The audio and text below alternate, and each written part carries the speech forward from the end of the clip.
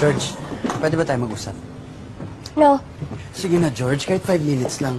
Please, please, George. Importante lang talaga. 5 minutes.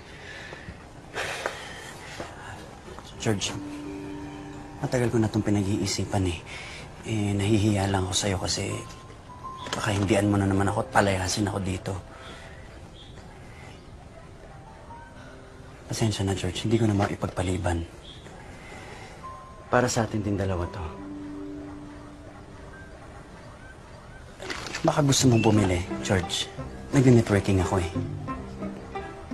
Kasama ko nga si Ana. Hi, George! Ana! Kuha ka na, George. Maganda naman sa skin tone mo to eh.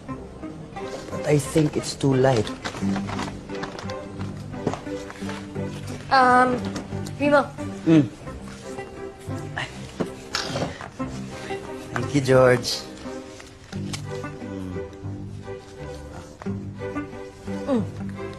Para saan yan? Ambag ko sa tubig tsaka kuryente natin.